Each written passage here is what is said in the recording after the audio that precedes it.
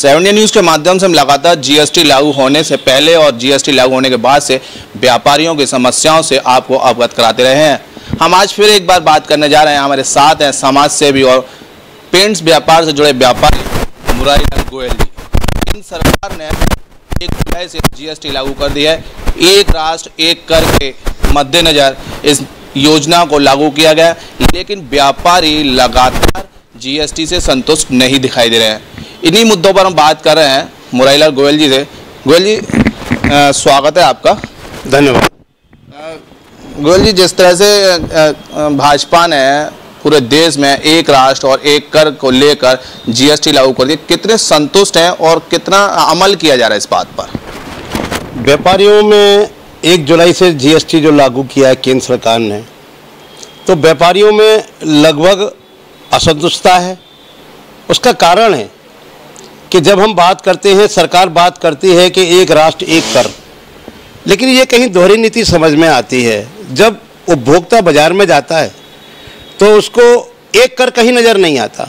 चाहे वो सीएनजी लेने जाता है तो दिल्ली में 32 रुपये किलो, गुड़गांव में आता है तो 46 रुपये किलो, यही यूपी में जब आता है तो 52 रुपये किलो। इसी तरीके से अगर आप पेट्रोल को ले लें तो अलग अलग, और लेकर को ले लें, अल्कोहल को ले लें तो अलग अलग। अगर हम जीएसटी की बात करते हैं, एक राष्ट्र एक कर, तो ये तीनों वस्तुओं भी जीएसटी के दायरे में आनी चाहिए थी, लेकिन उपभोक्ता को ये नहीं मिल पाया। इसके बाद अगर लेते हैं तो कपड़े का उद्योग, जिस पर कभी जीएसटी नहीं लगा, कभी कोई वैट नहीं लगा, कभी अंग्रेजों के शासनकाल से ले लीजिएगा आज तक कभी कपड़े जैसी वस्तु पर, जो कि इस देश की एक आम नागरिक की एक ऐसी चीज़ है जो गरीब और अमीर हर व्यक्ति से जुड़ी हुई है, लघु उद्योग का ये कार्य, उस पर भी जीएसटी लागू कर दिया गया। तो ये सरकार ने किया।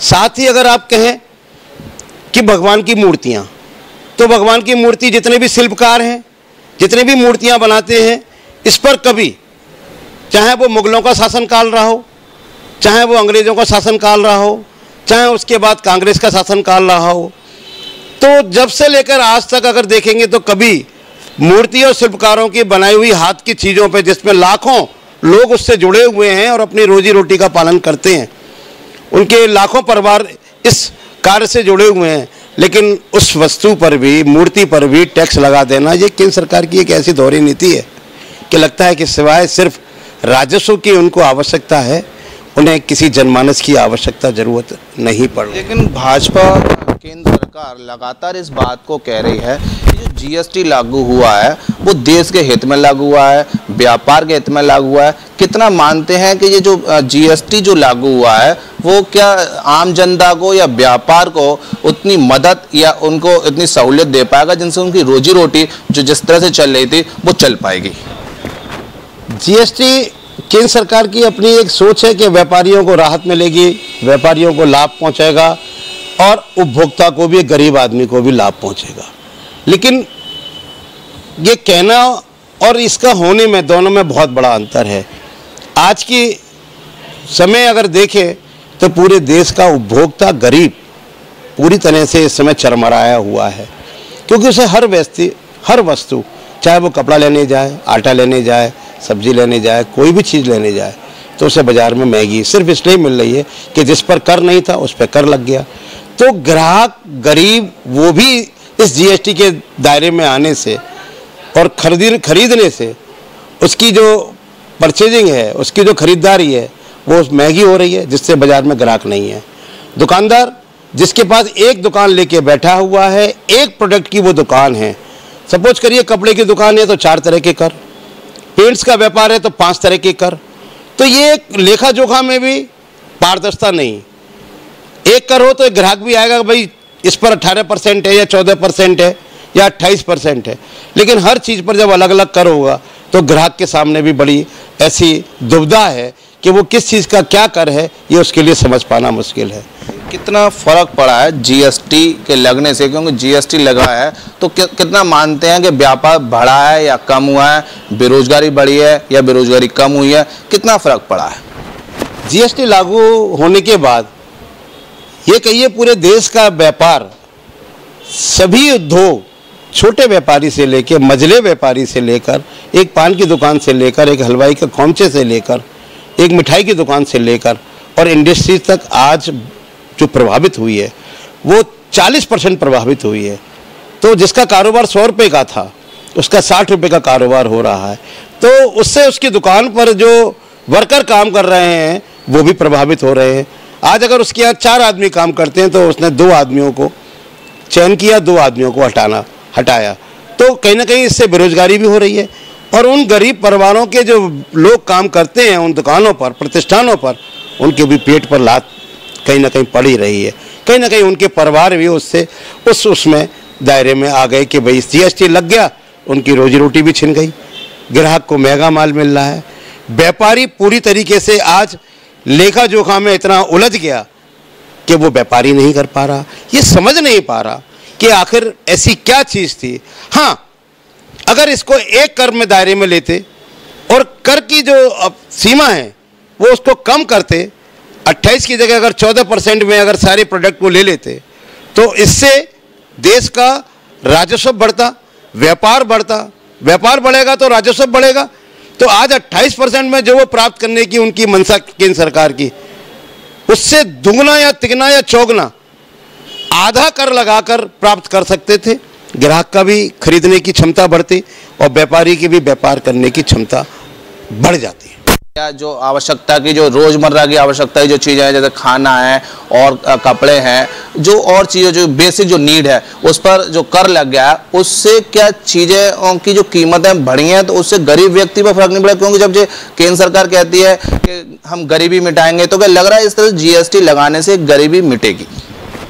सरकार की कथनी और करनी में बहुत बड़ा अंतर है। अगर आप देख सकते हैं तो एक मूर्ति, भगवान को हर व्यक्ति पूछता है, ईश्वर को हर व्यक्ति पूछता है, गरीब से गरीब अपने घर में एक मूर्ति ले जाता है और बनाने वाला भी वो गरीब ही है और उसको खरीदने वाला भी गरीब है। अमीरों के लिए तो और साधन है, लेकिन गरीब के लिए तो एक मूर्ति एक बहुत बड़ा साधन है कि भगवान में उसकी आस्था है, मूर्ति लेके वो पूजा कर रहा है। लेकिन उस पर जब टैक्स लगा दिया तो वो भी उससे कहीं ना कहीं वंचित हो रहा है। कपड़ा, एक गरीब आदमी कपड़ा, आप समझ सकते हैं कि मैं क्या कहूँ कि क्या गरीब कपड़ा नहीं पहनता? क्या गरीब के बच्चे कपड़े नहीं पहनते? आज वो GST लगने से वो उससे भी कहीं ना कहीं विमुख हो रहा है। कपड़े का उसका जो साइज है पहनने का वो कहीं ना कहीं छोटा होता जा रहा है। ये बहुत बड़ी विडंबना है कि कथनी और करनी में कितना बड़ा फर्क है। पतंग ले लीजिएगा, पतंग का एक ऐसा लघु उद्योग है कि लाखों परिवार इस देश के पतंग बनाकर अपना रोजी रोटी, अपना जीवन यापन करते हैं। लेकिन पतंग पर भी उस सरकार ने क्या कोई बड़ा उद्योग थोड़ी, पतंग उद्योग नहीं है, एक लघु लोगों के हाथ से काम करने की एक ऐसी साधन है जिससे वो अपनी रोजी रोटी कमाता है, बनाता है और उससे अपने परिवार का पेट भरता है। गोयल साहब, जब से केंद्र सरकार आई है देश में और प्रदेश में, जब से नोटबंदी हुई, GST लगी, उससे जब देखा जा रहा है कि जो क्राइम का जो ग्राफ है वो लगातार बढ़ रहा है। तो क्या मानते हैं कि नोटबंदी और GST लगने से बेरोजगारी बढ़ी और बेरोजगारी बढ़ी तो उसमें क्राइम बढ़ा? और अगर इस तरह की जो गतिविधियां अगर लगातार चालू रही तो क्या हम क्राइम पर और बेरोजगारी पर लगाम लगा पाएंगे? सरकार ने 2014 में अपने घोषणा पत्र में ये वादा किया कि हम बेरोजगारों को रोजगार बनाएंगे, उनको नौकरियां देंगे, लेकिन नौकरी तो कहीं मिली नहीं। साथ में नोटबंदी हो गई, नोटबंदी से बेरोजगार हुआ, साथ में उसके बाद ये GST लग गया। तो ये कहीं ना कहीं बेरोजगारी अपराध को तो बढ़ा ही रही है और सरकार भी जानती है कि अगर बेरोजगारी होगी तो अपराध बढ़ेगा, ये तो जाहिर है। और आज अपराध चरम सीमा पर है। उत्तर प्रदेश का अपराध ले लीजिएगा तो मुंह खोले सुरसा की तरह खड़ा हुआ है।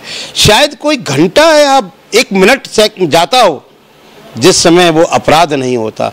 आज देख लीजिएगा पिछले 4 महीने में अपराध, सरकार भी, प्रदेश सरकार भी कह चुकी है कि हम इस पर अंकुश नहीं लगा पा रहे।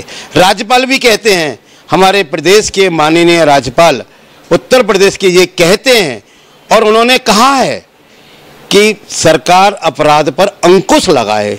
जब राज्यपाल को ये कहना पड़ रहा है तो इससे अंदाज लगा लीजिएगा कि क्या स्थिति इस उत्तर प्रदेश की हो गई है और आगे और क्या भयानक होगी, इसका अंदाज लगाना मुश्किल है। आप स्वयं एक व्यापारी हैं, तो कितनी सहूलियत होनी चाहिए व्यापार को आगे बढ़ाने के लिए।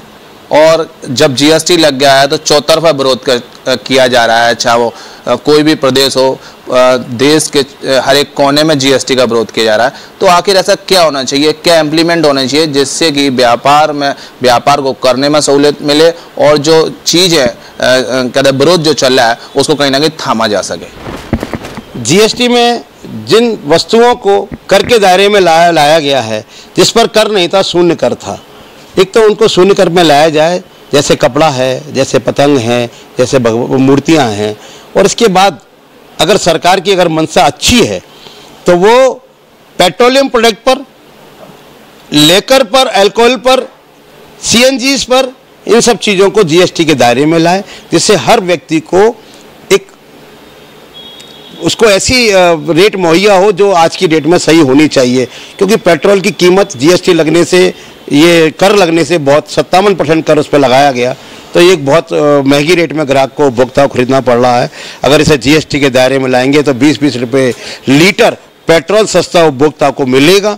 इसके साथ ही व्यापारी के लिए एक सुगम लेखा जोखा की प्रणाली हो, जिससे व्यापार बढ़े, उपभोक्ता को चीज़ें सस्ती मिलें, जिससे खरीदारी की पावर बढ़े, कैपेसिटी बढ़े। जब खरीदार की कैपेसिटी बढ़ेगी, उसको चीज़ सस्ती रेट में मुहैया होगी, तो जाहिर है कि व्यापार भी बढ़ेगा और देश का राजस्व भी बढ़ेगा, प्रदेश का राजस्व भी बढ़ेगा, लोगों को रोजगार मिलेंगे, अपराध कम होगा। इन्हीं सब चीज़ों के साथ ये जीएसटी की एक कैंसर रूपी जो एक मुहिम है सरकार की, इसको ख़त्म करें और एक सही व्यवस्था इस प्रदेश और देश में लागू करें। ये थे हमारे साथ समाज सेवी और व्यापारी मुरारीलाल गोयल जी, जिनका कहना साफ है कि जो व्यापार में जो स्लैब रूपी जो जीएसटी लगाई है, जो अलग अलग जीएसटी लगी है, एक तो वो बहुत गलत है। अगर प्रधानमंत्री ने यह कहा था कि एक राष्ट्र और एक कर, तो निश्चिंत ही एक राष्ट्र एक कर होना चाहिए था। जो जीएसटी में स्लैब लगाकर कहीं ना कहीं व्यापार को प्रभावित किया है और व्यापारी को कहीं ना कहीं रुष्ट किया है। लेकिन अब देखने वाली बात ये होगी कि जो चौतरफा जो विरोध चल रहा है जीएसटी का, वो कब तक थमेगा और प्रदेश के प्रधानमंत्री व्यापारियों को कैसे संतोष कर पाएंगे। 7 न्यूज़ के लिए कैमरा पर्सन भगवान सिंह के साथ मैं गीतम सिंह।